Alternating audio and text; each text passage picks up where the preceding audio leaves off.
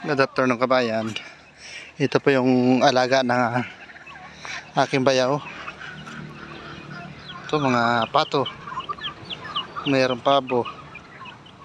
Uy, mayroon pa dito pala oh. Isang manok. Ayan. Kagulo na oh. Tatakaw kumain oh. Ang palay. Binubutburan niya ng palay. Kasama ang pato, manok at pabo. Ayan. Talaga naman. Nakakatuwa tingnan. Dahil ang dami nila. Ayan.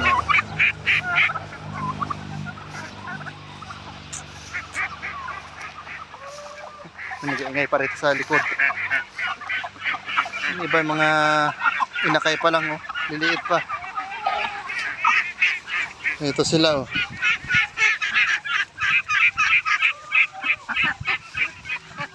May pato rin pala, may itik. May halong itik rin, kulay itim. Pato at itik. Ganito pala ito, kaya ingay mga ito. Ito naman po yung aking lupa rito.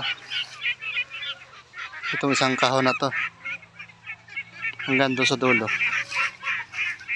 Ito naman po yung pinapagawa ng aking kapatid na tindahan. Dito po sa katabi ng aking lupa. Ere.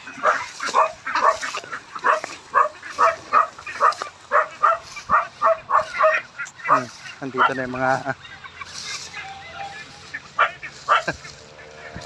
itik at pato. Kagulo na.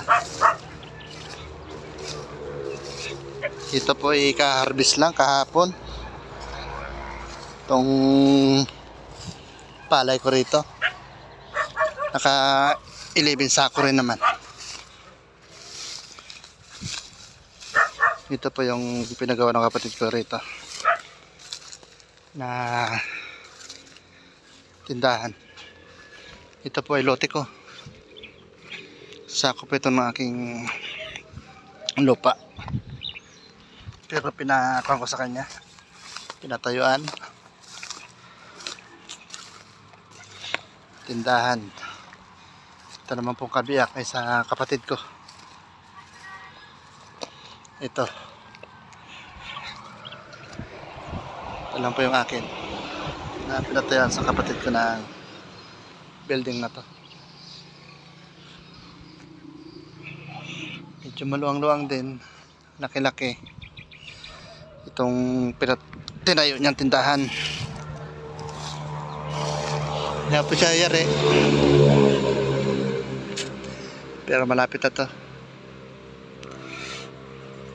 Ayan siya.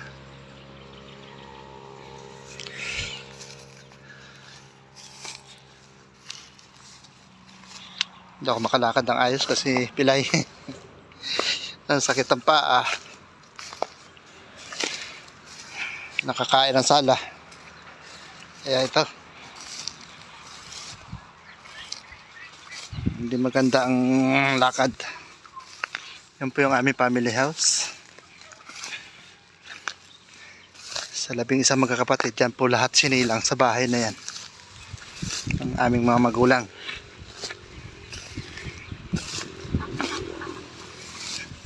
Kaya sa tuwing magbabakasyon ako, diyan po ako tumutuloy sa aming family house.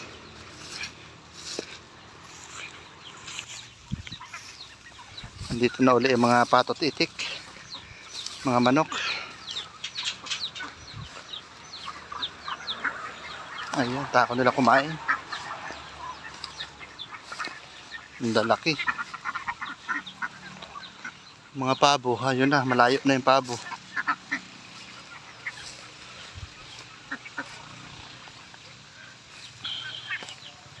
Sarap lang dito sa probinsya. Sariwa ang hangin.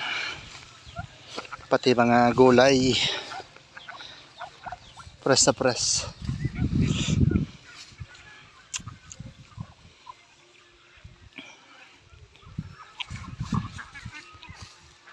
Halos lahat na kailangan dito ay libre. Hindi katulad po sa Manila. Ito, ang laking kabero. Lalaki. Ang bait niya. Kabir.